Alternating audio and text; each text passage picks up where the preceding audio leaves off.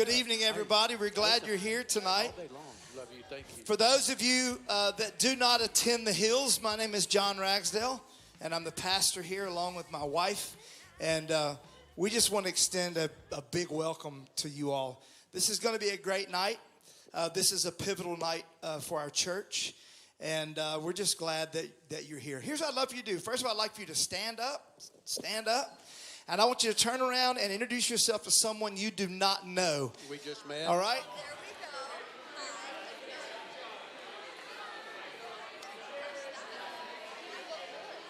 we go. Yes. Hey, and I'd love for you to do me a favor. If you're seated in the back, why don't you move up just a little bit? Come up a little closer so it feels more like a little family atmosphere. I didn't tell y'all to sit down, but no, you can. I'm teasing. Sit down.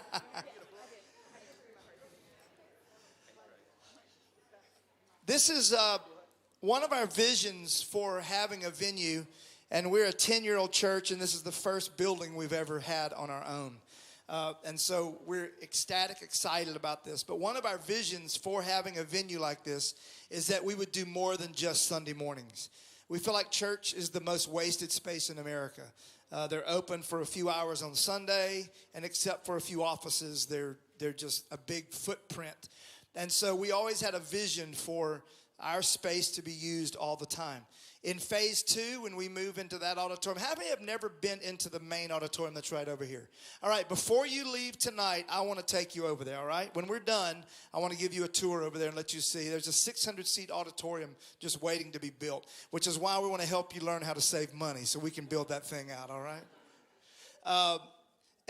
And our vision, though, when we move into phase 2, this will also be a co-work space. Brendan Mobley is here, and it's amazing. We're going to partner with him and do some great stuff, and an event space. But we also want to pack this thing out throughout the week with financial classes, marriage classes, single adults, and we want to help people live. We don't want to just preach abundant life. We want to help people live the abundant life. And you have shown us tonight that you want to by coming out on a Monday and committing to 3 nights to be here. And you're in for a treat. Mike Mayernick is such a dear friend and is a man of integrity, a man of ethics, and a man of wisdom. Before I introduce him, I'm going to introduce someone else to you, and this is Ron Smith. Ron is our executive director here at the Hills. This has been a vision for Ron. He has pushed this thing through. He has fought for it. And our entire team that have worked so hard to make this possible. Why don't you give our team and Ron Smith a great big hand? All right. It's good to have everybody. Thanks for coming out tonight. I was listening the other day. I'm not a big Alabama fan, but you can't deny Nick Saban and all he's done. And I saw an interview with him the other day, and they were asking him, what's some of the biggest things that you tell your players and as they're going to the pros? And he said, well, I talk to my players and I tell them that the 2 most important words in their lives are and but. And of course you're laughing for a minute and all that kind of stuff. And he says, so when pro teams come to talk to them, they ask them, well, what's this guy like? And in football language, he'll say stuff like, well, he's got great feet. He moves really good. He tackles well. He does this. He does this. And he's always on time for meetings. And he always is lifting up his teammates. And then they ask him about the next guy, who on tape looks like a better athlete. And Saban says, oh, man, great feet, great tackler, not scared of anything. But he's late to the weight room. He causes problems. And what I want to tell you tonight about what you're doing being here is this is an and. Okay, we're providing an opportunity for you that we need you to get a hold of as a church. Part of the reason we're here is because Mike and his family and several of you have given to get us this far. We've got a lot further to go, okay? This is a selfish motive for us, okay? We want to see more people in heaven, and we're turning people away every Sunday. Every Sunday people leave because they can't get in the building, Okay? So that's our reason as a church to do this. The other reason, of course, to help you. So you're doing one of those ands tonight, okay? You're taking that step. This is 3 nights. Now, I didn't tell you before this. I'm telling you now. If you have an emergency and you have to miss one of the next 2 nights, we are taping it, okay? But be here. Be here. You won't watch it the same. You know that. You don't watch it the same when it's streaming. This guy is giving his time. Giving you his time. So I'm going to pray for us, and then I'm not going to say anything else about you because he gets a really big head. But this is an incredible guy. I don't know how he does all he does. He's a great ball player. He kills things in the woods. He catches fish. My kids used to always look at their Facebook and go, look at Mr. Mayernick. Look what he does. I said, yeah, it's not that fun. It's not that fun. He's out there in camouflage and stuff all over his face. But anyway, thank you for doing this. All right, let's pray. Lord, we thank you so much for tonight, and I thank you so much for the interest we have in this, and that so many people wanted to come out and be a part of this. Just pray that you'll bless our time, help us ask good questions, and get the answers we came to get. In your name we pray. Amen. Okay, did everybody bring a credit card? I'm just kidding. Actually, I got it. Mike Mayernick.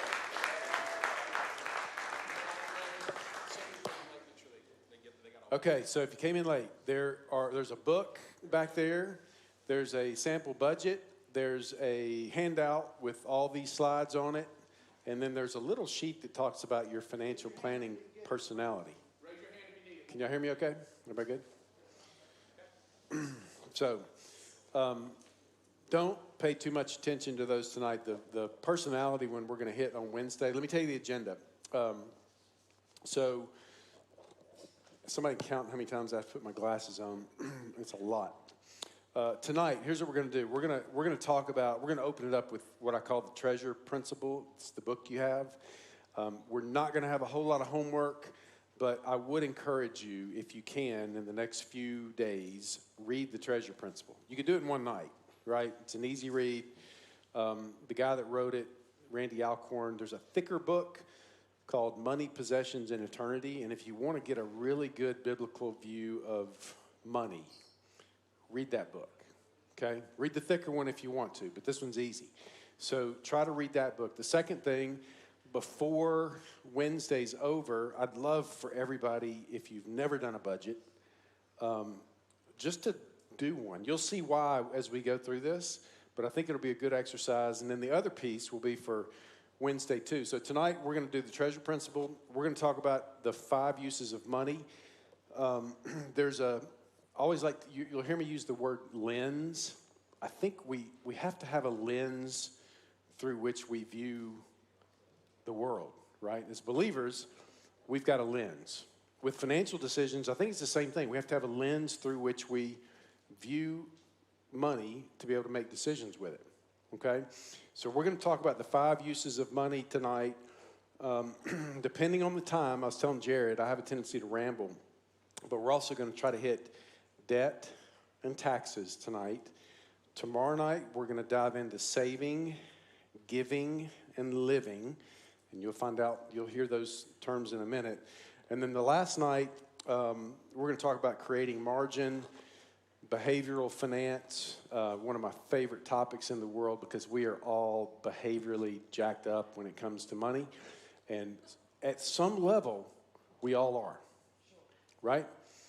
I mean, I tell people all the time, I hired my own financial advisor 10 years ago. What? I mean, that's what I do. Part of the reason was because I wanted to know what it felt like to be a client. Secondly, I know I'm not completely above my own behavioral and emotional biases.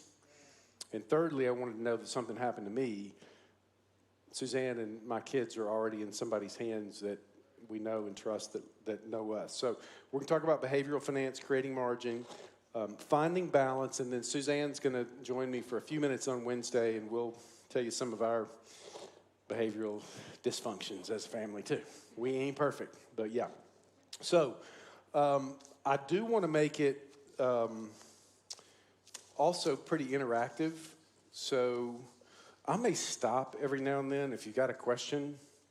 If it gets too many, then we'll cut them off. But as we hit topics at the end of each night, we are going to leave room for Q&A. Okay.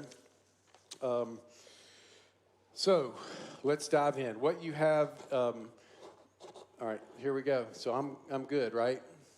Okay. Of course. Oh, faux pas already. My clicker. Sometimes it helps if you turn the clicker on. Okay.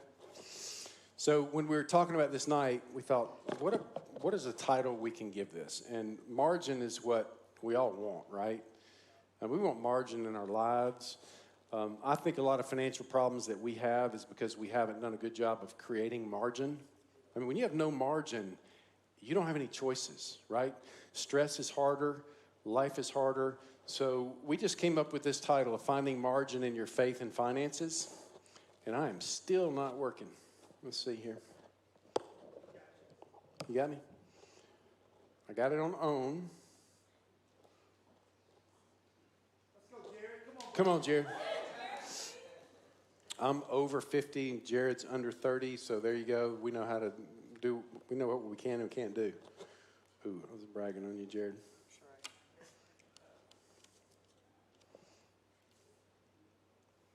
Come on, Jared. All right. Tell you what I'm going to do. Let me try this. Try that. Nope. Hold on. Let's do this. And then now hit that button. Dang, Jared. I didn't need you. Okay. See, here we go. The Bible has a lot to say about money. There are over 800 direct references to money or possessions or something about money and wealth in the Bible. 11 of the 39 parables that Jesus talked about, he deals with money and possessions. So you go, wow, why? I think, I've read this, and don't quote me, but I've read that the only thing that Jesus talked about more than the topic of money was the kingdom. Right? Is that right, John? Right. Yep. And I think my opinion is the reason that he talked about money so much is he knew that it would compete for our hearts, right? I've been a financial advisor for 31 years, so I'm really, really used to dealing with people and their money. I've seen it all. I got a lot of stories. I might share some of them with you tonight. This you might not be able to see, and literally, there's actually 2,000 verses that indirectly talk about money. I'm going to read these. I just picked some out that I thought were really good. We're going to use this as a backdrop of a lot of our discussion. 1 Timothy 6:10, for the love of money is a root of all kinds of evils. A lot of people say money is the root of all evil. Money is not the root of all evil, right? You ever heard that? It's not, the Bible doesn't say money is the root of all evil. It's the love of money that's the root of all evil, all kinds of evils. It is through this craving that some have wandered away from the faith and pierced themselves with many pangs. And by the way, you'll notice I picked New Testament and Old Testament, okay? Because we'll talk about that. People say, well, the tithe is not, that's the Old Testament, it's not New Testament. We're going to hit it, but this is all over the New and the Old Testament. Matthew 6:24, no one can serve two masters, for either he will hate the one and love the other, or he'll be devoted to the one and despise the other. You cannot serve God and money. By the way, if you go Google verses in the Bible about money, you're going to find some stuff that seems contradictory, right? You're going to see them here tonight, like, whoa, whoa, whoa. It says, give it all away, and it says, save up. You know, we'll hit those. Solomon, who arguably was the richest man in the world, inflation adjusted, I've heard, was richer than Jeff Bezos and Warren Buffett. In Ecclesiastes, he who loves money will not be satisfied with money, nor he who loves wealth with his income. This is also vanity. I mean, Solomon basically said, you will run out of money before you run out of mirages, right? The stuff that we chase. 1 Timothy 6:17, as for the rich in this present age, charge them not to be haughty, nor to set their hopes on the uncertainty of riches, but on God, who richly provides us with everything to enjoy. They are to do good, be rich in good works, to be generous and ready to share, thus storing up treasure for themselves as a good foundation for the future, so they may take hold of that which is truly life. Luke, take care, be on your guard against covetousness, for one's life does not consist of abundance of his possessions. Deuteronomy 8, you shall remember the Lord your God, for it is he who gives you power to get wealth. That is a truth, right? that he may confirm his covenant that he swore to your fathers as it is to this day. Matthew 19, the rich young ruler, this is one of those verses you go, man, if you would be the rich young ruler came to him and said, hey, what do I need to do? Like, tell me what I need to do. And he said, I'll tell you what you need to do. Go sell what you possess, give it to the poor, and you'll have treasure in heaven. Come follow me. Now, there's a lot in the Bible like that, and there's a lot of other things that you go, well, does that mean he's telling me to go sell everything I have? I don't think it is. I think the rich young ruler had a problem in his heart, right? So we're going to talk about that. Here's the book you have, Matthew 6:19 through 21. This was one of the more impactful books on my life years ago. When you really dig into what it means to store up your treasure in heaven, where do not store up for yourselves treasures on earth, where moth and rust destroy, and where thieves break in and steal, but store up for yourselves treasures in heaven, where moth and rust do not destroy, where thieves do not break in and steal. For where your treasure is, there will your heart be also. By the way, he said store up for yourselves, right? For yourselves treasures in heaven. Did y'all get that? Like, there's treasures that wait. Here's the principles of the book. Now again, we're going to leave this and dig into some the real 5 uses of money. But here are the premises of that book, and I would encourage you, please read it, absorb it, digest it. God owns everything. I'm his money manager. My heart always goes where I put God's money. You know, you hear people say, I want to develop a heart for fill in the blank, missions, whatever. You give your money to where that is, and you'll watch your heart follow, right? It's amazing. We have 4 adopted kids, and maybe this story's for Wednesday, but I've put a lot of money into the orphan care issue in my own family and others, but man, when I started putting money towards that, my heart followed. Like, I care about the orphan crisis. Heaven, not earth, is my home. I should live not for the dot, but for the line. Y'all know what that means? Here's life. Say, so this is our life. This is eternity. I mean, our life lasts about this long, probably not even that much, and this goes out that door down to, Fairview, this is eternity. Live for the line. Did I say that wrong? Yeah. Live not for the dot, but for the line. When we think about it, this is our life, and it's the dot, right? When we live for the dot, we're just living for what we know right here, this little bitty point in time, where what he's saying, what Randy Alcorn's saying is live for the line, right? Let's live like this is what we're investing in, okay? Number 5, giving is the only antidote to materialism. How many people struggle with materialism? I'm going to pull a John Ragsdale. Everybody else is lying. Most of us do at some level, right? There's some things right now I want. I'm just going to tell you. I want them, and I'm struggling with it. Should I really do that? Should I really buy it? God prospers me not to raise my standard of living, but to raise my standard of giving. Okay?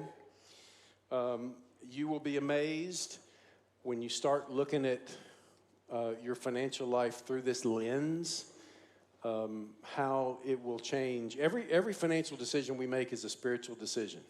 You believe that? It really is. I mean, where you put your money and your time and your energy. Now it may be you want to be one with that car tire out there. That's your spiritual, makeup. Not y'all. But every time we make a financial decision, there really is a spiritual component to it. Okay? All right, here we go. 5 uses of money. Okay? This is it, by the way. Every dollar that you take in can go to one of these 5 places. Okay? I'll give you a little explanation of what they are. First of all, taxes. Y'all know what taxes are, right? They are non-negotiable last time I checked. Don't believe anybody that says, oh, you don't have to pay your taxes, not in the Constitution. Bull crap, you'll get put in jail. Promise you. Don't not pay your taxes by thinking you don't have to pay them, okay? Can I say bull crap in here? Okay. Debt service, also non-negotiable, right? And the Bible's pretty clear on that. We'll look at that. You got to pay your debts. Giving, living, and saving. Every dollar you bring in is going to go to one of those places. Here's some definitions. If you can't see this, I'll read it. I think you've got the handouts. Giving can be formal or informal. It can be intentional or responsive to a need. We all know what giving is. If you read that book, you're going to have a really good understanding of giving. Living is food, shelter, healthcare, transportation, other basic needs. This is what you'd call lifestyle. It's not your mortgage payment. That's debt service. It is your utility bill, right? It is your cable bill. It is your food, your vacations. That's living. Margin's what's left over in a budget for basically savings, extra money. Debt, home mortgage, other consumer debt such as vacations, cars, boats, unexpected crisis, blah, blah, blah, and taxes. There's a note in here, business owners a lot of times getting in trouble with taxes. How many of you are business owners? Okay, so if you're a business owner, you learn the rule of self-employment tax really, really quick, didn't you? After the first year, you're like, oh, really? Like, I gotta pay that much more? Budgeting for taxes is important if you're a business owner. Can I get an amen in that? Because if you pay them quarterly, if everybody paid their taxes quarterly, we'd probably have a revolt in this country, I think. But that's it. It's those 5 things. Those are the 5 uses of money. Any questions on that? Good? Okay. So we're gonna dive in right now, and we're gonna spend some time on these things tonight with like debt and taxes. Okay. Thought I'd try to be a little funny because we are dealing with potential tax increases on the horizon. So I wanted to hit taxes first because it's easy, right? I mean, there's some things you can do to reduce and save taxes legally. There's some things you can do illegally. But let's take a look at what the Bible says about taxes, okay? But Jesus, aware of their malice, said, and this is when the Pharisees were trying to trap him, which they did a whole bunch. Why do you put me to the test, you hypocrites? Show me the coin for the tax. They brought him the denarius. And Jesus said to him, whose likeness and inscription is on this? They said, Caesar's. Then he said to them, therefore, render to Caesar the things that are Caesar's, and to God the things that are God's. Romans 13, 6 and 7. This is Paul. For because of this, you also pay taxes. For the authorities are ministers of God, attending to this very thing, pay to all what is owed to them. Taxes to whom taxes are owed, revenue to whom revenue is owed, respect to whom respect is owed, and honor to whom honor is owed. Now, remember, taxes are non-negotiable, right? So when we're looking at those 5 uses of money, and by the way, if you're just starting out, I know I looked at the roster for tonight, and I noticed a lot of people rent apartments, a lot of people have homes, so I recognize we have different people at different levels of their financial life in here, right? This is something to remember, though. Does anybody know what the difference between marginal tax rate and average tax rate is? Yes.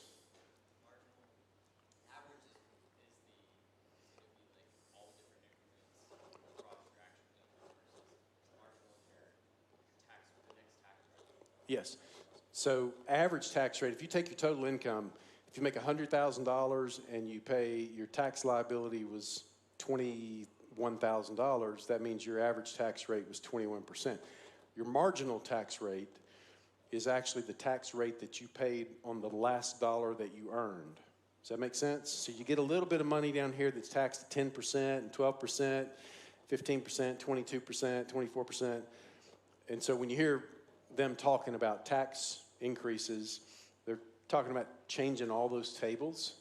But look at this, okay? Can y'all see this okay? If not, I think I got a pointer on here. Sorry. Pointer. Okay, this is 1915. This is the tax history of the top marginal tax rates. So in 1915, income tax was started somewhere about back in here. The top rate quickly went up to close to 80%. You with me? What that means is the very wealthy paid 80 cents on the dollar of the last dollar they earned. They didn't pay 80% of the whole amount, but if you can imagine, if you were one of those people and you're making, let's put it in today's dollars, you're making $10 million a year and you're a business owner and they say, hey, if you go make 11, you got to give 800,000 of that to Uncle Sam. Would you go fishing or would you go to work? Just saying. Incentive, it does rob some of your incentive, but this is the top marginal rates. So look at this. We got up in here in the 20s, depression down here. Top rates were 25%. Bam, World War II, all that came with it. Top marginal rates over 90. Actually, these are marginal, what we call marginal effective rates. The effective rate you pay on the last dollar you earn, which does mean the very wealthy paid 90 cents of every dollar they made on those last dollars that they earned. Talking about an incentive killer, right? So here we go. We're down here into about the 60s and 70s. And by the way, there is nothing about this presentation that's political, right? I'm going to tell the truth, and I'm not making any comments about that. However, when you look at where we are today, so this was the 90s. There was a time when Reagan got in office when he cut the top rate to 28%. Then we're back up here at 40. Then we go back down here to mid-30s. It did get up to a little 44. If you live in a high tax state, it's effectively more than this because you lose a lot of your deductions and all those things. But anyway, here's my point. When we talk about this, and again, this is hopefully setting the stage for the lens. But when you look at those 5 uses of money, I'm going to go back. Right now, if you look at the pie and how it's divided up, like if I said, well, my taxes are 20, might you say in 5 years that 20 might be 30? Maybe. I don't think the rates are going down. I think they're going up. But if 20% goes to the government and they raise your share to 30, it's got to come from somewhere, right? Not out of thin air. So when you look at this from a long-term perspective, by the way, this is not a tax seminar, but I'm laying this out there so we can have the right lens through which to view some of this stuff. Does that make sense? Okay. So taxes, non-negotiable. Whatever your rate is now, it might be different in the future. Okay? And again, like I said, if I were betting, I'd say tax rates are going up. So that one's non-negotiable. You don't have a ton of control over it.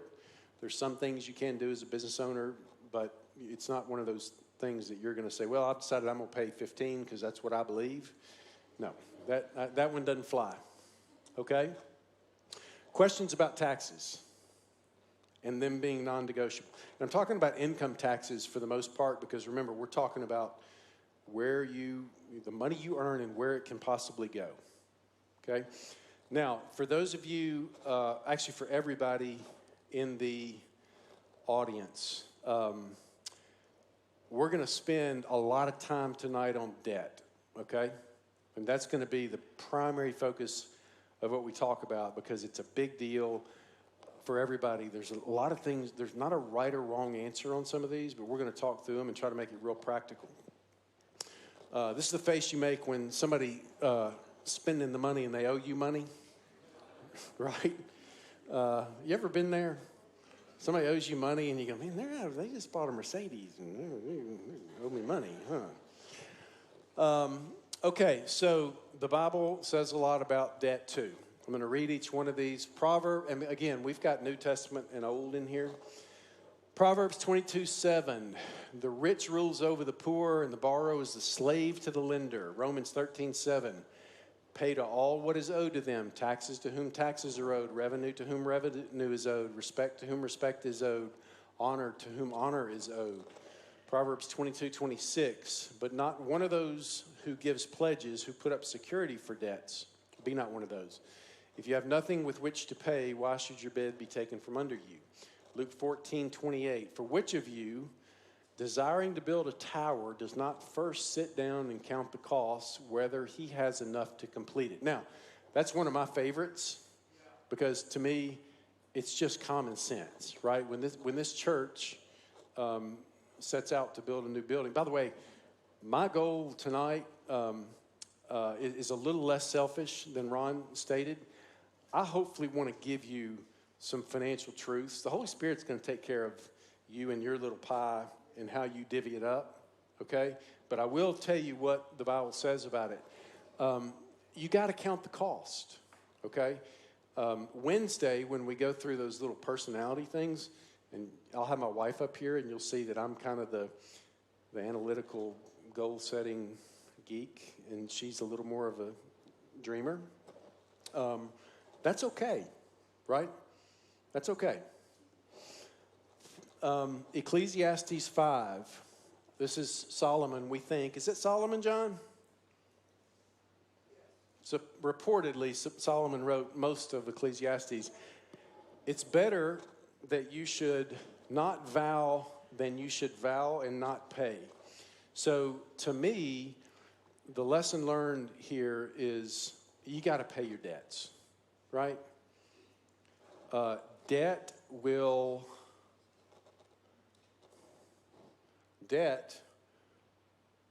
enslave you if you let it. But it's just like everything else, right? And I will share with you a lot of my own personal story and what I believe and how I advise people and why. But debt is one of those topics that is really, really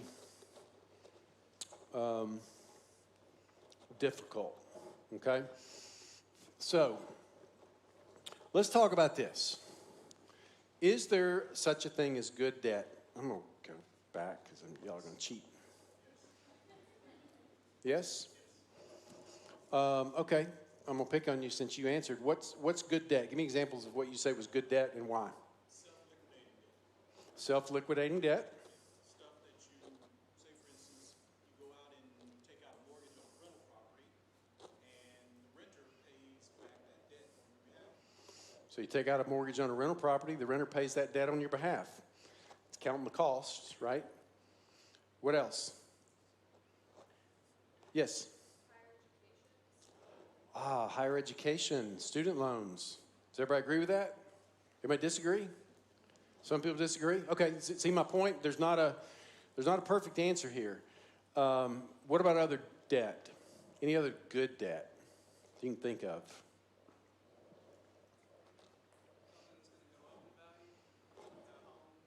Against something that's going to go up in value? Yep. What's that? Yeah, you might need transportation to go make money, and if you don't have transportation without having debt, like maybe you have to do that, right? Small business loans, yes. So I think I borrowed this from somebody, another advisor. This is an oversimplification, but good debt has the potential to increase your net worth or enhance your life in an important way. Pretty broad, but everything y'all mentioned would fall into that category. If I were to break it down, I'd say, well, yeah, student loans, debt against a mortgage or an income-producing property, business debt, all those things, you have a chance to have a return on your money, right?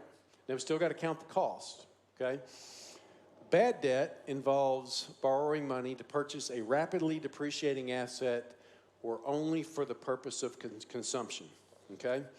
Now, let me pause right there for just a minute. So, we said debt is non-negotiable, okay? Taxes are non-negotiable. And do I have any bankers in here? No bankers? Good. Oh, one banker. So what is a normal acceptable debt to income ratio? You're the banker and I'm coming to you for money. I'm sorry, I'm going to put you on the spot. You don't want me to do it? You're new? Oh, you just started months ago. Okay. You're good. I won't pick on you. So think about it this way. If you go to the bank and you say, I want to borrow some money to buy a house, and you look at mortgages and they go, okay, well, we're going to look at your ability to pay it back, right? That's what they care about. They want you to pay your note and they want you to pay it back. If I'm the bank, I'd want you to too. And if you're financially responsible, I probably wouldn't loan you money if I didn't think I was going to get my money back. But here's what they'll tell you. They'll say that your debt to income ratio can be up to, you may know, 40%. All right? And here's what that practically means. If your household income is $10,000 a month gross, right? $10,000 a month. And let's just keep this real simple. You got a car note for $500 a month, and they tell you that your debt to income ratio can be 40%. How much mortgage are they telling you could afford? $3,500. Everybody follow me? So $10,000 gross income, maybe $500 of car loans or whatever, and then now you can afford a $3,500 a month mortgage, which, by the way, is non-negotiable, right? Got to pay it. So we want to be good stewards. We want to have margin. If 40% goes to debt and 20% goes to taxes, and by the way, who in the heck knows? And we want to be good stewards. And you say, yeah, we would love to give at least 10%. And by the way, we also think it's important, and we'll get to these topics later, we'd love to save 10%. Can we add that up? What is that? 80. So you know how much you have left for lifestyle? You're not going on any nice vacations, right? You have no margin at that level, right? So some of this is for those of us who are older. Some of it's if you're just starting out and you're wondering, hey, what do I do? Where do I go? What kind of house do I buy? All those things. What do I do about debt? I need a car, right? If you stretch yourself as high as they will let you, I'm just telling you, you're not going to have much margin. Does that math make sense? Ideally, you'd love to be able to spend 40 or 50% of your nest egg on living, right? So the first thing I would say about debt is, man, this is just too much.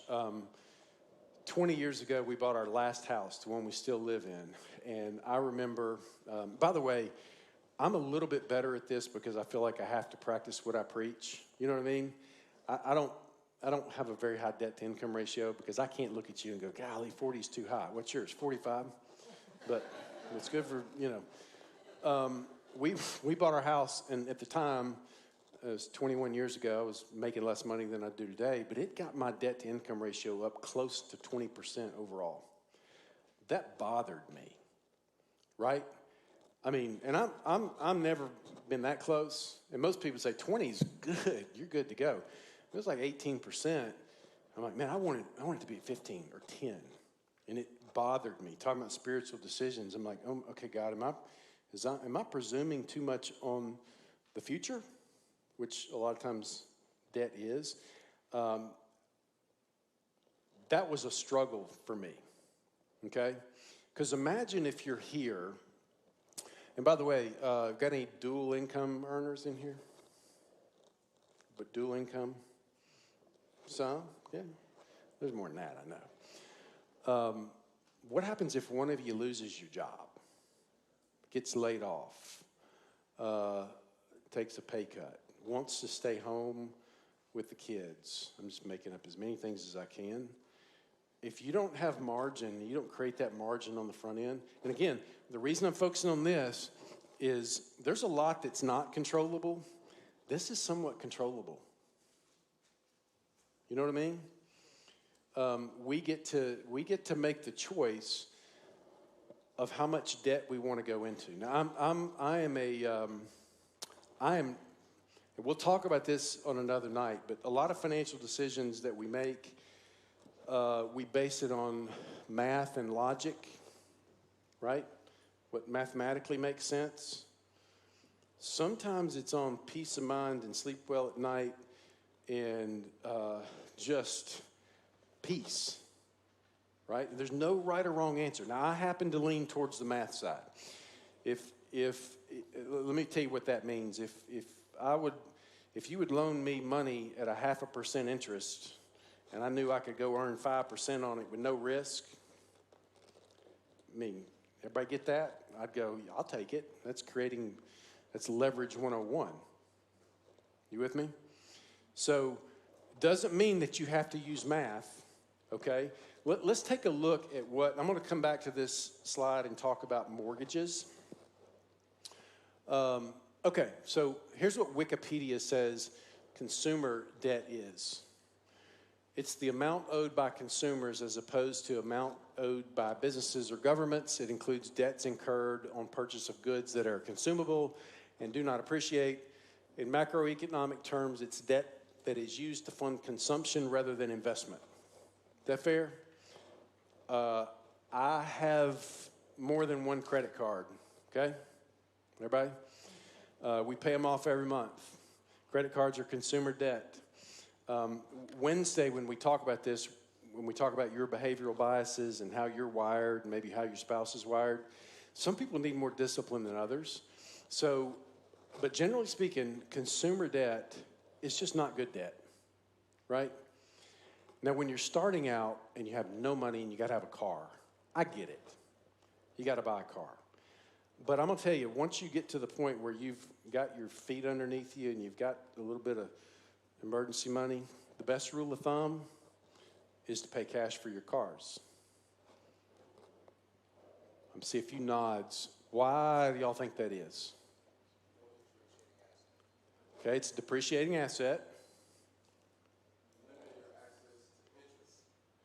Not paying interest. Yep. You only buy what you can afford.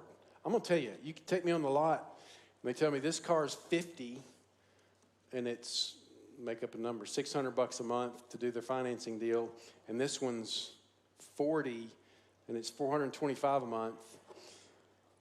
If I'm committed to paying cash, I'm much more likely to buy the 40 one than the 60 one, right?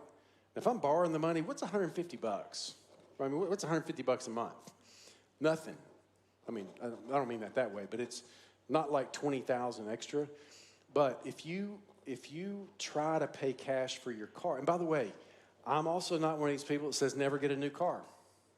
You'll hear me talk about this in this whole session, that there's not a cookie-cutter approach that everybody needs to follow. However, there are some principles that you go, man, when we get into talking about all this, this lens is a good lens to look through as you make those decisions, okay? General rule of thumb is you will always buy a lesser car if you pay cash for it. But I'm a car guy. I love cars, whatever. I'm not a car guy.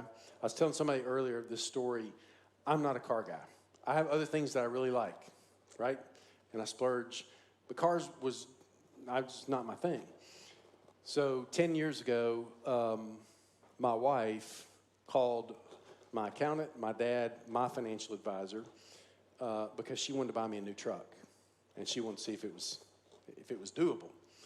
Well, she learned through her research that it was doable, and she bought me a loaded new Toyota Tundra truck. And you know, she told me, she goes, I just wanted to do it for you because I know you'd never do it for yourself. I'm like, you're right, I probably wouldn't. I wouldn't have got the sunroof and maybe take a few things off. So there's nothing wrong with buying new cars. I'm just saying, if it all looks okay through this prism, because if you buy the more expensive car, it's got to come from somewhere, right? Does that make sense? What I don't want the message to be is, well, by the way, this whole depreciating asset thing, this consumer debt idea, it's why credit cards are not good if you don't pay them off, because usually you're borrowing money to consume something that's not worth anything down the road. Your house is going to be worth something down the road, right? That education that you get, right? I mean, we hope it's going to be worth something down the road and it's worth doing it. That small business loan, you go, yeah, it's going to help multiply and increase, right? But I still think it all has to be through a well thought out lens of, man, I got to make sure I've got margin down here. Does that make sense? Any questions? Comments? Okay. By the way, if you disagree with me, go, I disagree. And we'll hash it out. All right, so I'm going to go back because this is a big, big topic, and I may try to open it up to the audience a little bit. Mortgages. Okay. Pick on you. How many people have a mortgage? Just about everybody, and that means you probably have a home. If you don't have a mortgage, you probably live in an apartment or your house is paid off. What is the best kind of mortgage to get? See, nobody wants to answer because they think I'm going to call them out, but no mortgage, okay? But if you got to get a mortgage, by the way, most people cannot buy a house without taking out a mortgage. And if there is such a thing as good debt, I think mortgage debt is good debt because you got an appreciating asset behind it. You can lock your interest rates at lower than just about anywhere else you can borrow. So yes,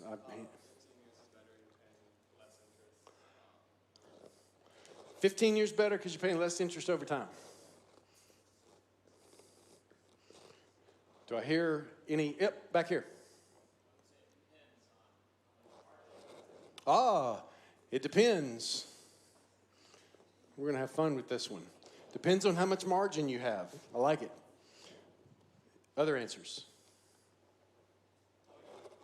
You go the third. Oh, wait a minute. Hold on. 15 years better because you pay less interest, but you're going to go with a 30. Why?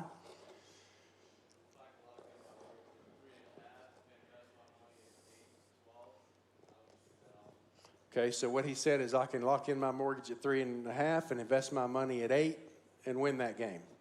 Tracy?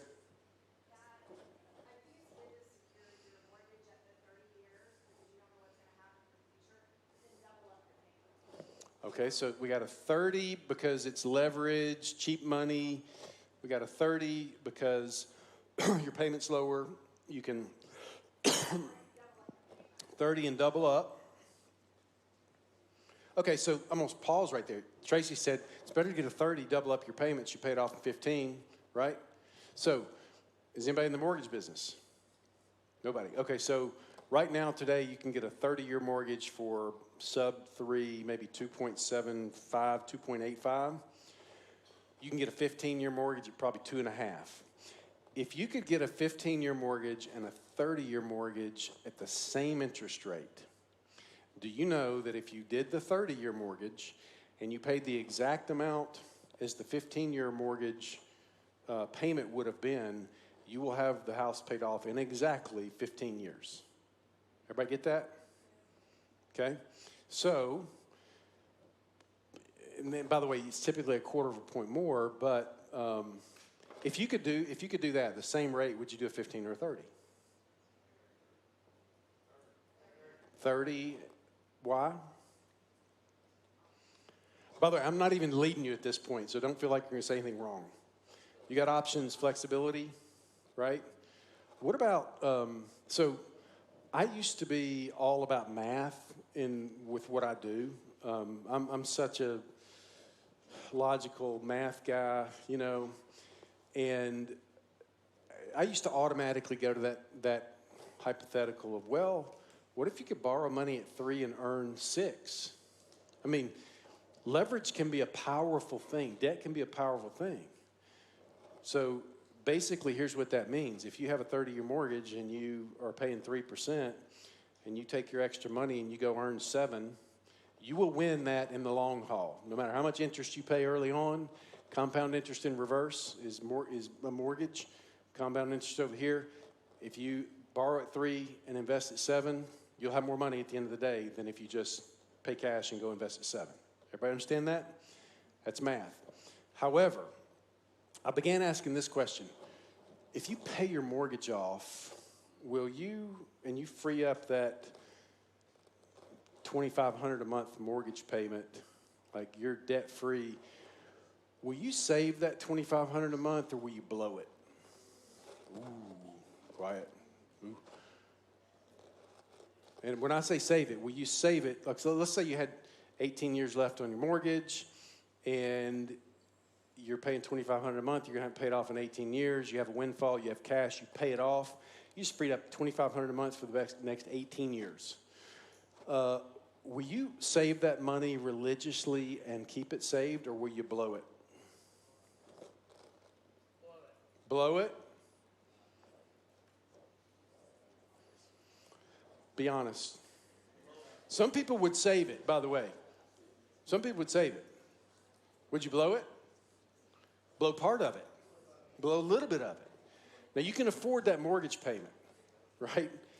So it feels really good to get out of debt. So my point in that is going, well, wait a minute now. If you're the type that would blow your money, right, then you need to take that. Let's say you owed $300,000 on your mortgage. I'm making up a number. If you would blow that payment for the next 18 years, why don't you take your $300,000 and go get you a big sturdy cookie jar, bury it in your backyard, right? Because if you do that, what are you going to have in 17 years? What? You're going to have a paid-for house and $300,000 in your cookie jar, right? Everybody grab that? Now, I would never tell anybody to go bury the $300,000 in the cookie jar, but maybe behavior and discipline trumped math there. You understand what I mean? Okay? It's kind of like if you do a 30 and you're going to pay it off in 15, are you the type that would say, well, wait a minute, the difference in the two is $1,000 a month, and I can either pay it against my mortgage or I can blow it or I can go invest it, right? You can make a mathematical case going, oh, go invest it, because if you earn more than your mortgage payment, you'll have enough money to pay your house off and then have some left over for some margin. Does that make sense? So there's not a right or wrong answer. I used to go all the way to math. Also, here's another example where it depends. And again, I'm going back to this lens, right? This 5 uses of money lens and this biblical view of money. It depends on your behavioral and emotional biases. It might depend on your job. I deal with a lot of people in the music industry who may sell catalogs. They may make a lot of money, and then they sell their copyrights, and then they sometimes have to not start over, but their income goes way down, and then they got to build it back up. Well, there's a behavioral and emotional side to saying, hey, man, you owe $1 million on your house, and you were making $1 million a year, now you kind of got to start over. I might pay the house off if I were you, because you don't know for sure where your next dollar is coming from. Does that make sense? If you have a more stable job and outlook, it may influence how you make that decision. Okay? So, does anybody want to take a guess what kind of mortgage I've got? What? I got a 30-year mortgage at 2.5%.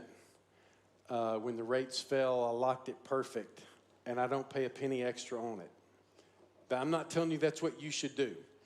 What I'm telling you is, by the way, I'm an itemizer on my tax returns. You know what that means? It means I get to deduct my interest that I pay. So nowadays, you can claim a deduction for your interest, your mortgage interest, charitable contributions, property taxes up to $10,000, and a very few people can do medical expenses. But If that number doesn't total more than $24,000 a year, you're really taking a standard deduction, okay? So I choose math in this scenario where I go, you know what? I'm a pretty good saver because I have to be, because I have to practice what I preach. I think I'm going to win that game long term, or there's a really, really statistical high likelihood that I will, and I've got enough money to pay my mortgage off if I so chose. But let me play it out this way. What if in 10 years, interest rates go up, I'm sitting on a 2.5% mortgage, just to use round numbers, say I owed $200,000 on my house. If I could take my $200,000 and go buy a CD, something guaranteed, and earn 6, and I'm just sitting there going, do I take my money and pay off my 2.5, or do I take it and earn a guaranteed 6? What do? Mathematically, you'd say the 6. But at the same time, I don't take out car loans even if they give me 0%.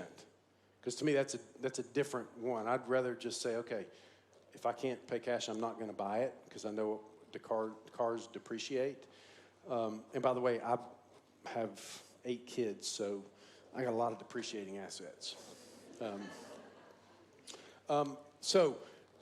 This is everybody's, at some point, I say everybody, some fortunate people don't ever have to do a mortgage, right? But for the most part, we all have to do a mortgage. So here's what I would say. When you're out there, and I'm going to get a little bit practical on this because I know we have younger and older. First of all, I'm going to take this back because I want us to keep remembering this, okay? If I'm out there trying to figure out how much house I could afford, and by the way, if it's your first house, you typically have to put about 20% down to avoid the PMI, which I think PMI is basically a big, fat waste of money. So in a perfect world, you got 80% equity in your home, so you don't have to pay the PMI insurance. I was talking to somebody earlier about how they had a chance to buy their first house, didn't have 20% down. They bought it, they did it, and it worked out really well because they bought it in Nashville a few years ago. And it didn't matter if you did 100% financing or put 5% down, it still worked out pretty well because you got that equity built up now. So whether you can scrape up 20 or not, what's a good rule of thumb then? When you go in to figure out how much house should I save for and how much should I buy? Like the lens. Here's the lens. I would say if we know that we got this and this that are non-negotiable, I got to pay them. And by the way, if you got floating rate debt, which means you pay a low interest, but if interest rates go up, the payment goes up, even more riskier. Is that a word? More riskier? It's more risky. So it's the other thing I love about mortgage debt, and with interest rates at all-time lows, man, if you're going to get a mortgage, get a dang fixed-rate mortgage, right? Because if you get a floating rate, you may save a half a point, but in 3 years, you may be paying double. I don't know that. I don't know where interest rates are going. So it's fixed rate. It's an inflation hedge. How can a mortgage be an inflation hedge? Because when we talk about saving, we'll talk about risk. As a financial advisor, I'm all about managing risk, right? Try to manage away risk. What kind of risks are out there with your money? What kind of risks exist? What? Market risk. You put money in the stock market, you might lose. Buy Bitcoin, you might lose. Put it in gold, you might lose. Put it in real estate, it may go down. You sort of market risk. What else? What's that? Inflation, cost of living. So inflation's a real risk, right? We hadn't seen a lot of inflation in the last 10 or 20 years, and a lot of people are predicting more of it. I'm not in that camp that say it's going to get rampant because technology and an aging population are forces that are fighting against inflation. Money printing is the other force that's happening. What other risks are out there? Yeah. Emergencies, yes, health risk, legislative risk, market risk, interest rate risk, inflation risk. So a long-term mortgage can actually be an inflation hedge. I'll tell you a quick story. I have a client that this has been about 8 or 9 years ago. They paid their last payment on their 30-year mortgage on their house in Belmead, okay? The 30th year, and you know, the interest rate that they had was higher than it is today. But when they paid it off, their mortgage payment was about $750 a month, which 30 years ago was a heck of a lot of money on a house in Belmead. But the house in Belmead only cost $150,000 30 years ago, and today it's worth $3 million, right? But the mortgage payment was still $750. I mean, my cell phone bill is almost that high for me and my kids, right? So a mortgage, long-term mortgage can be, by the way, don't hear me say, everybody go get a 30-year mortgage. I'm just trying to paint both sides of the picture, saying, well, if there's such a thing as good debt, I think it's mortgage debt, school loan debt, as long as it's not, and by the way, that one is even questionable nowadays, student loan debt. I mean, I'm going to tell you, out of all my kids, some of them might not go to college, and it might be the best choice. They may be better off going to a trade, get a trade, because the risk reward is just getting a little bit out of whack. Small business debt, I think, is a good one. Anything that helps you increase your net worth, right? So, rule of thumb, mortgage debt's probably okay. When I go in to look for a house, I would probably be looking at it through the lens of this debt-to-income ratio. I'm conservative here, so what I say doesn't go for you. Don't make it 40, right? Don't do that, because you're just asking for no margin. Now, if you're a third year medical, or you're a medical student and you're making, you know, or you're in residency making $75,000, you're pretty sure you're going to start making $350 in 2 years. That's a little different, right? See how this is dependent on the situation? But if you've got a job that you're not likely to go from 75 to 350 in 2 years, I wouldn't speculate on the lottery or on Ethereum or Bitcoin or whatever you're speculating on to create your wealth. Does that make sense? So when you go in there, by the way, and if it means you do a 30-year mortgage because it makes this number 20 instead of 30, it's okay, right? It's not a bad thing. Mathematically, it can be a great thing. If you have no discipline of saving money and you just can't save a penny because it just blows through your pocket like butter, then a 15-year mortgage is probably better if you can afford it because it becomes forced savings. Does that make sense? So if you go in with targets that look more like this, let's see if we could do that from 15 to 20 tops, right? Now this depends on how much money you make. Maybe today it's 20 and it could be 25 next year, right? Giving, which tomorrow night we're going to dig into giving, saving, and lifestyle, okay? Practically, how do you view them? How do you make the decisions of what to do, where to do, and when? And the Bible has a whole lot to say about giving. But let's say your baseline for giving is 10%. It's pretty biblical, old and new. You know, have you ever heard people say that tithing is an Old Testament concept? Anybody ever heard that? And it is, by the way. And the New Testament doesn't speak of the tithe near as much as the Old Testament, okay? But does anybody have a Bible with them? Somebody read Matthew 23:23.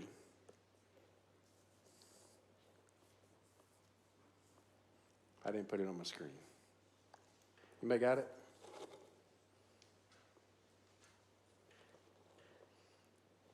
Yeah. Go ahead, Tina. Or Tracy, go ahead.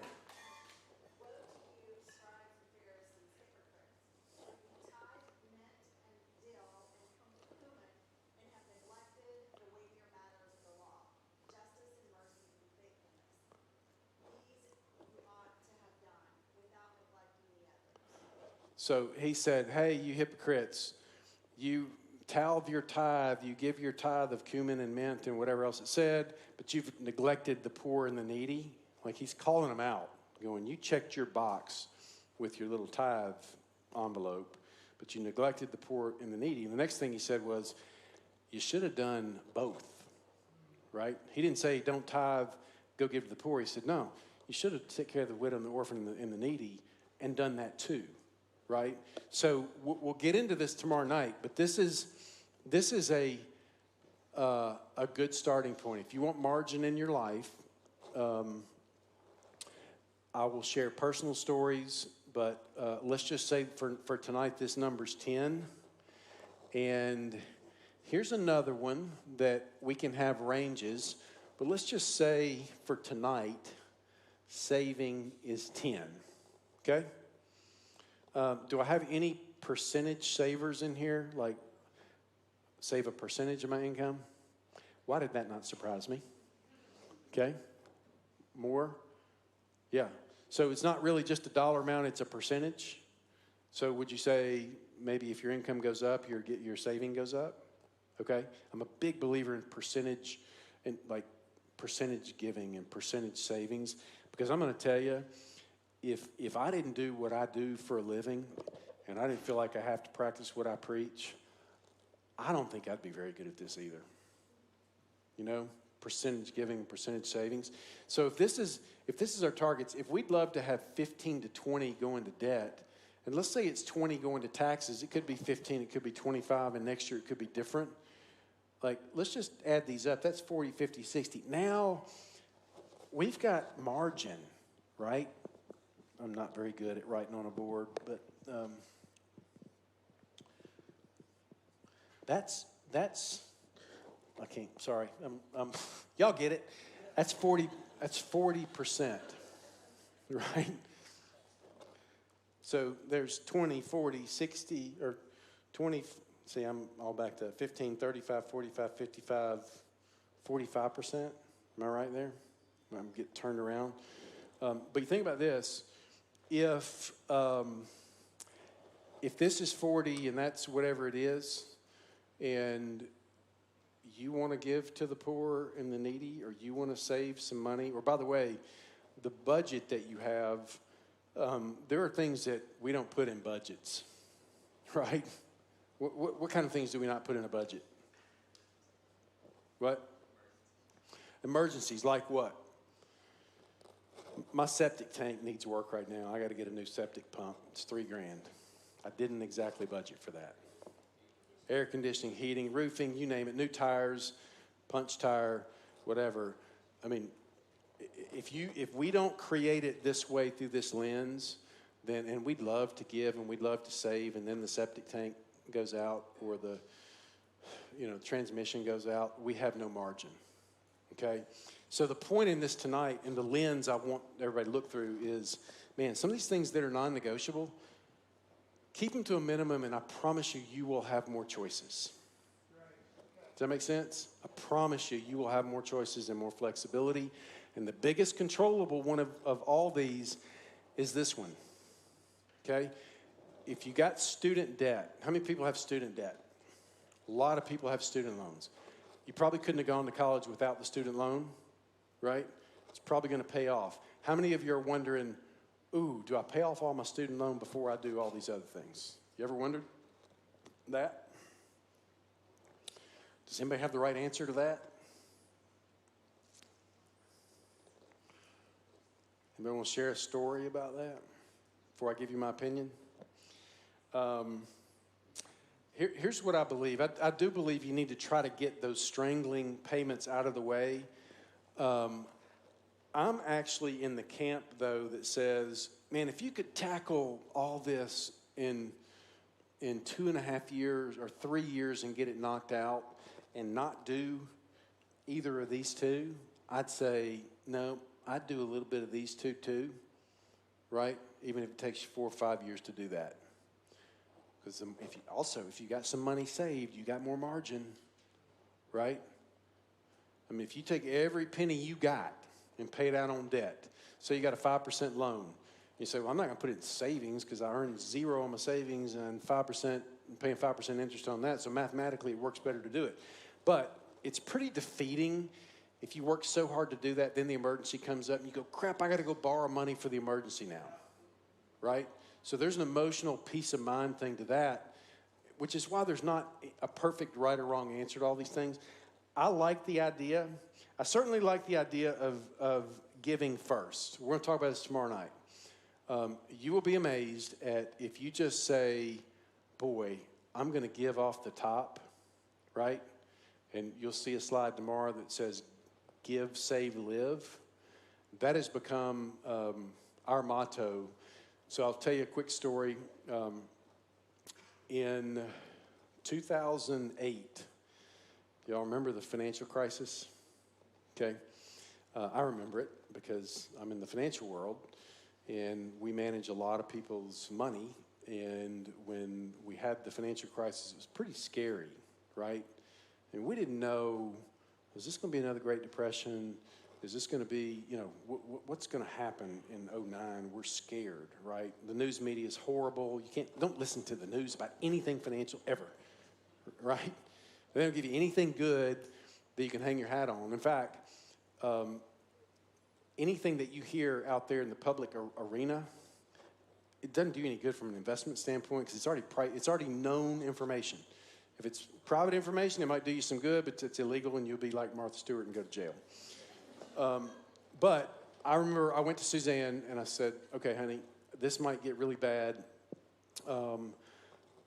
We sat down and we looked at all these things of where our resources went, and we're very different, Suzanne and me. But what we agreed on is I said, you know what? I don't know how this is going to look, but we're not going to stop doing these two things. Remember, give, save, live?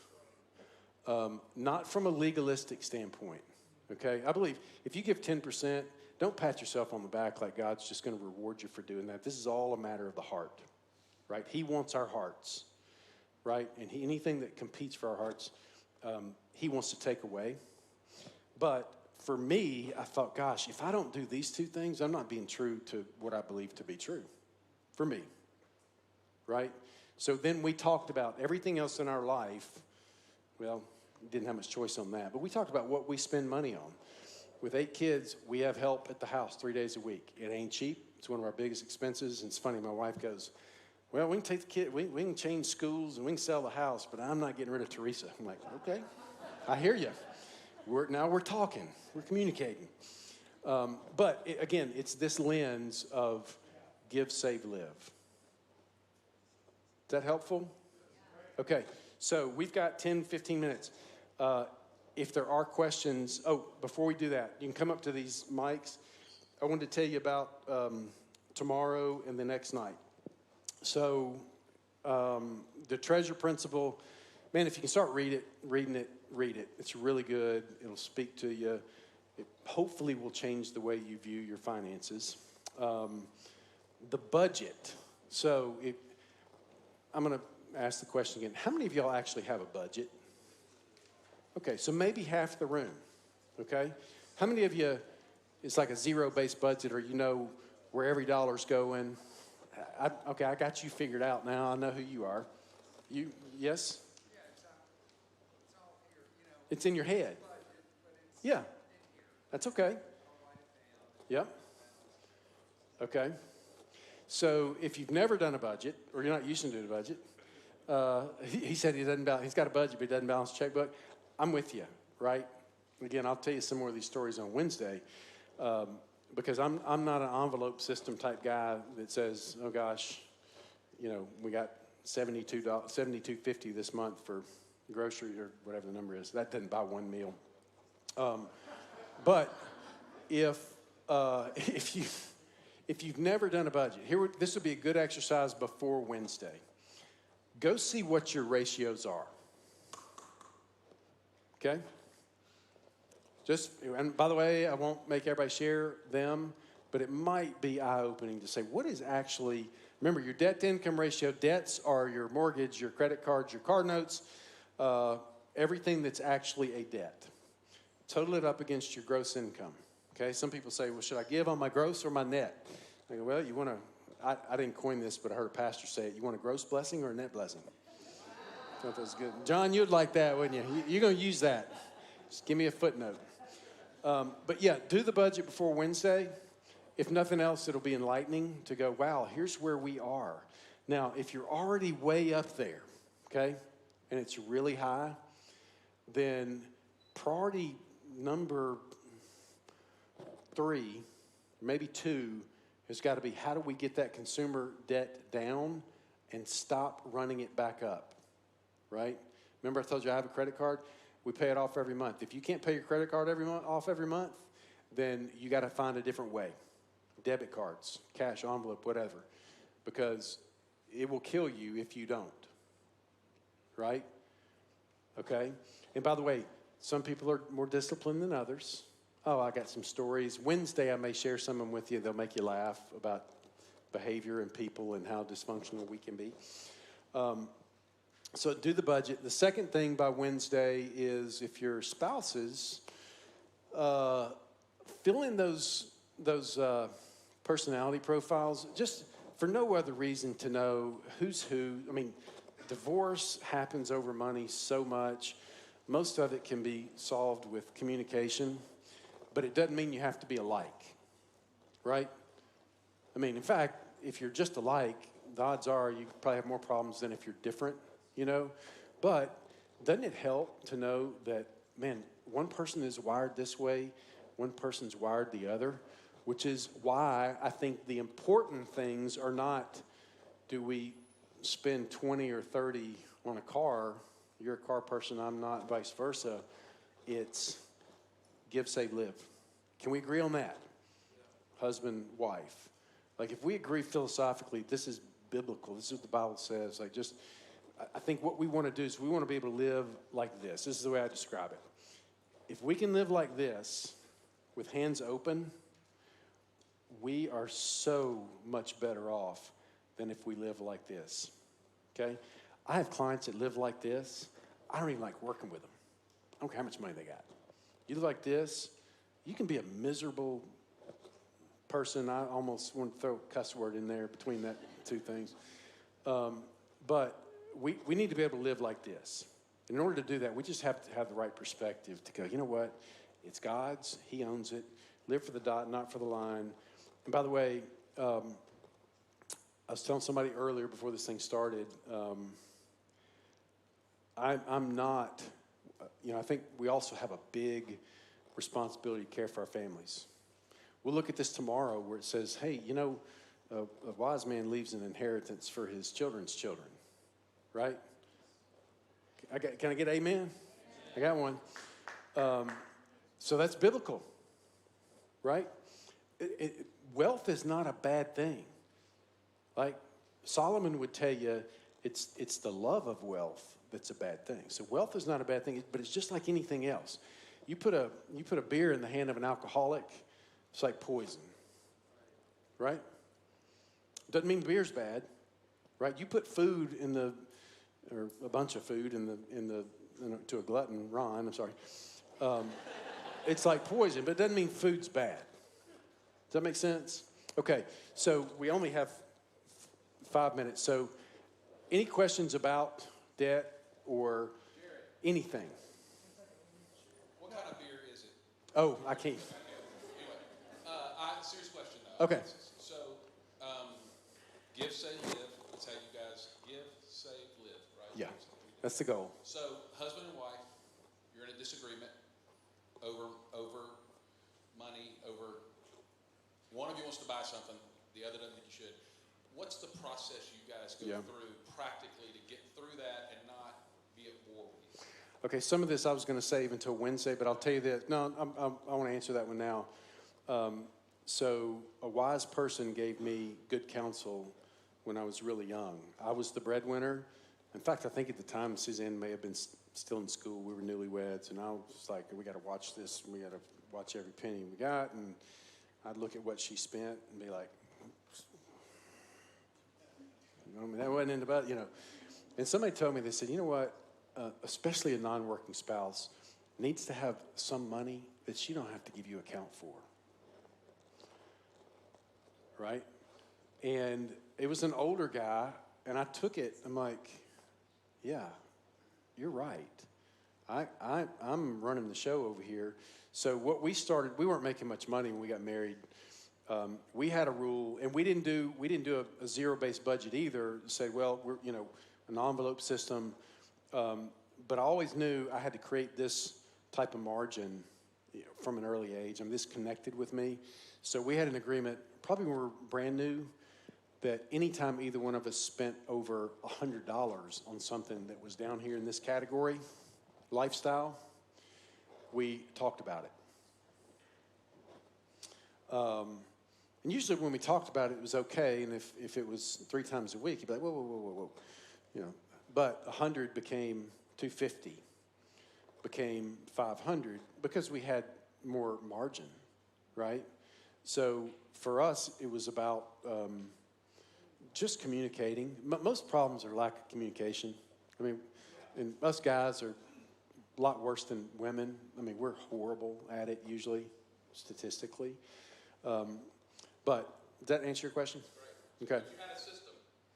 You knew what you were. Yeah, we knew, like, okay, this is our rule of thumb now, because if we didn't do that, it would be like, well, 5 here, 5 here, 5 here, 5 there. If we know it's 2,500, well, that's a budget buster. You know what I mean? So, any other questions? Yes. Go to the mic. Go to the mic. Yeah. Okay. Go to the mic. Let's go. You got to come line up. Come on, let's serious. Let's ask him. Let's get our money's worth out of it.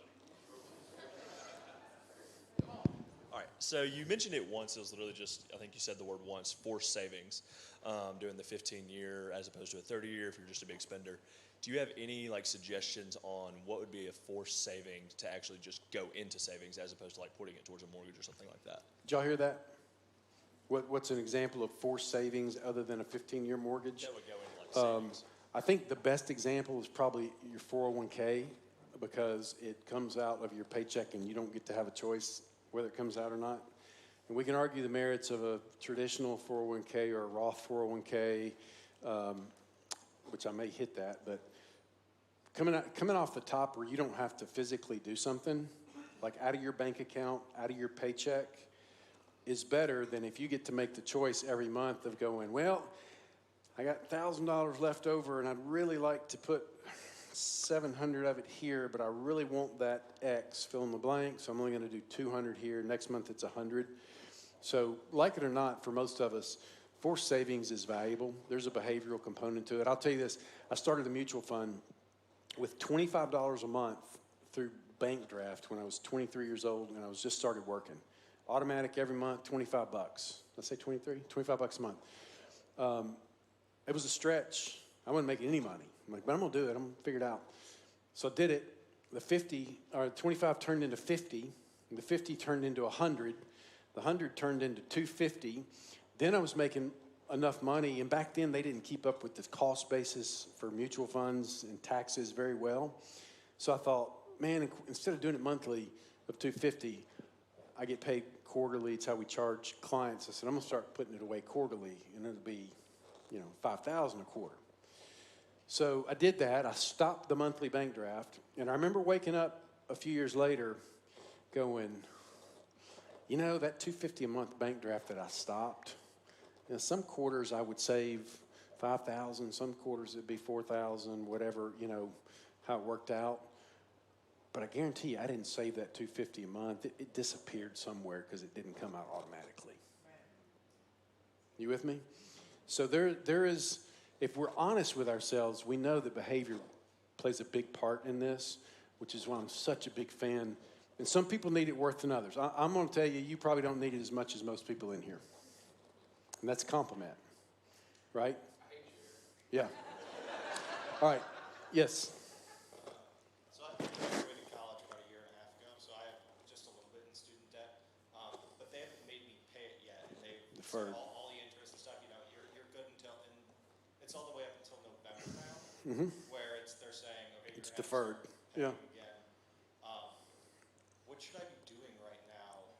Should I be putting the money aside that I would be paying every month for it, just kind of holding on to it, and then paying that off as soon as I have to? Or what's kind of... That's a great question. So the question is, should I be taking that money that I know I'm going to be paying and just putting it over here and then paying it when I have to? Well, the challenge is if over here means in your checking account or savings account, it's earning zero also today.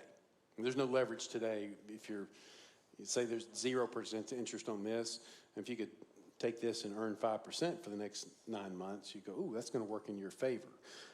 So a lot of this might be just, this may be more, it's not math, this is more behavior and discipline. If you go, you know what, I'm afraid if I put it in my checking account, I might find something to spend it on, therefore I'm going to go ahead and pay it even though it's no interest. Does that, I hope it doesn't sound like I'm talking out of both sides of my neck, but you follow what I'm saying? You go, well, wait a minute, you're going to pay a 0% loan off? Well, yeah, if the choice is you're going to take the money and blow it, yeah, pay it off, like pay it quicker. But by asking the question, it probably means you've got the money saved, don't you? Yeah, I've got something to say. yeah, and you know it's going to go there? Yeah.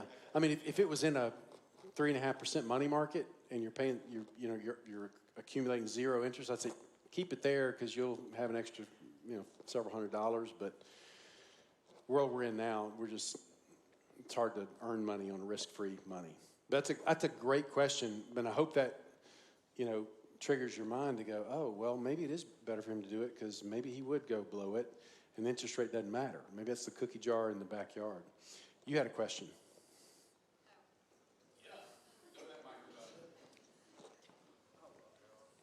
Well, I know. I was just going to ask, do you recommend having, it's like we've been married for a year, and Month. It's a month, but it seems like 5 years. Sorry, dude. But we're starting to reroute our accounts. Do you recommend having our prime checking account where both of our monies go into, both of our salaries go into, but then having a little bit separate for him and a little bit separate for me, that not necessarily that we don't see, that we see, but where it's because we do the same thing where if it's over $50, we don't just buy anything, we ask for everything that we do. Yeah. And I think that's great, but then again, I think sometimes maybe that's not necessary.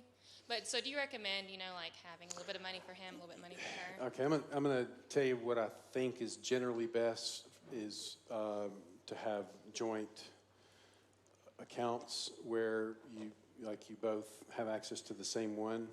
Having said that, my wife and I have separate accounts. They're both joint accounts. It's not mine and hers. We have two joint accounts because we got 8 kids and she's responsible for taking care of some things that I'm not, and it's everything we can do to make sure we get everything taken care of, But it's not like it's her account and my account. It's this joint account that she has and this joint account that I have. I don't love the idea of his money, her money. I think that's a recipe for, again, I just said, I think it's a good idea that you don't have to give an answer for every penny, especially if you're not the breadwinner. But the my money, your money thing is asking for trouble, in my opinion, down the road. It's your money, it's y'all's money, whether you make double than you make. That's the way I view it. And I can't back that up in scripture or anything, but that's just how I view it. Good question, though.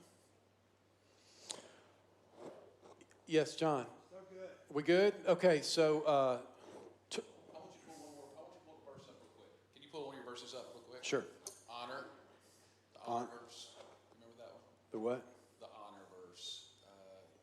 Where is it? You guys will hear it was in the beginning. I love that verse. Go back one more. Is that it? Maybe I missed it. It's not that. Is it Romans? It's probably Here it is. right there. Let's read that one. Okay. Okay. For because of this, you also pay taxes for the authorities or ministers of God, attending to this very thing. Pay to all what is owed to them, taxes to whom taxes are owed, revenue to whom revenue is owed, respect to whom respect is owed, and honor to whom honor is owed. I love that verse. If you came through our marriage intensive here, what did you hear us talk about? You guys talked about honoring God first. If you'll honor God first and then honor each other, your marriage will be stronger. Remember us talking about that? Well, this is with your finances. And guess what? When we do another intensive, we're going to talk about honoring there. It's about honoring God. We want to make it all about these other things, but it's really about honoring Him. And I think that's what you're saying tonight with the three things you guys start with each month. Maybe I should just said that and we could call it a night about 7. But you're right. You're right. And I'm telling you, you're staying with a guy who I've watched. Those 8 kids have been in private school with my kids. Okay? I've watched him. I've watched him honor and donate and donate and donate because he's got margin. We don't have the same margin, and we have 3 kids. Okay? So I haven't lived these principles, and at 55, it's cost me. Okay? A lot of these things I meant to apply when we met 25 years ago. All right? So I'm just telling you, if you'll honor God first, and the people in here who have done that, they already have margin. They already have those things. Okay? All right. Thank you. Well, one more thing I'll say. So tomorrow night, saving, giving, and lifestyle, okay? We're going to talk about those things and how in the world do you find the right balance in there, okay? What the Bible says. And again, there will not be a perfect cookie-cutter approach. I realize that some of you are spenders and some of you are savers. That's the easiest way to dice it up, right? How many of you know that somebody in the family is more of a spender or a saver than the other? I'm not asking who's who. Like, just about everybody, we all have our own, we're all brought up differently. We all got this different view of money, right? So that's all okay, right? It's not a criticism, but boy, we got to recognize it. And some people need more discipline than others. And then we're going to talk about this inheritance for your children's children and the wise man who saves money little by little and makes it grow, and Solomon, some of his words. And hopefully at the end of this, what you'll see is like, man, the Bible speaks to all this. But what it really speaks to is our hearts and what he wants. So we could take any verse in the Bible and you can take it to the extreme to make it say what you want it to say about money, right? Well, if you don't give all your money away to the poor, you're not doing what Matthew blah, blah, blah says, right? You see people do that. Or if you're just accumulating wealth here, why wouldn't it? I mean, you don't know that person's heart. God knows our hearts, but it's real easy to cast judgment. I was telling somebody earlier, I was in a Bible study a few years ago, and it's been a while back, and this girl made the statement. She goes, I think it's a sin for anybody to spend $60,000 on a vehicle. Okay? And I've spent enough time in Kenya, Uganda, Honduras, Guatemala, Haiti, places where people have no money. By the way, if you're sitting in this room, you're rich. Okay? Compared to the world standards, we are all rich.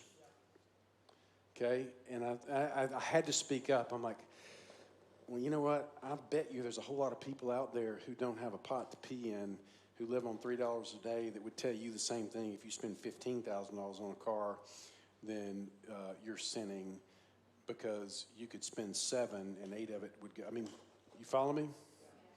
So a lot of this is perspective and it's relative. Again, it's all going to go back to our hearts and biblical principles. Okay? So I hope what you don't come away from this with is, oh, well, Mike said that if I drive a $60,000 car, I'm sinning. Because you don't hear me say that. Now, for some of you, it might be a sin. It might be, right? If you have no margin and you just can't quit spending money, I go, it might be. But this is what we're going to dive into tomorrow night. Try to do spouses, figure out who you are and how you scale on that sheet, and then we won't really do the budget tomorrow night, but something to work on. And one more thing, Jared, if anybody, by the way, I'm going to be here for as long as you need me. If you want to hang around and ask me a question privately. If you have questions that you don't want to come up here and ask, email Jared, okay? Email, if you got a financial question, you're like, man, I'd rather it go through an email. It's more fun if they come to the microphone. Well, I know, but listen, I'm trying to be sensitive. Somebody might want to ask a question they don't want to ask in front of the microphone. So, okay. info@thehillsnashville.com. Anything, anytime. Okay. Was this first night with perspective and lens helpful? Okay, good. See you tomorrow. All info goes to-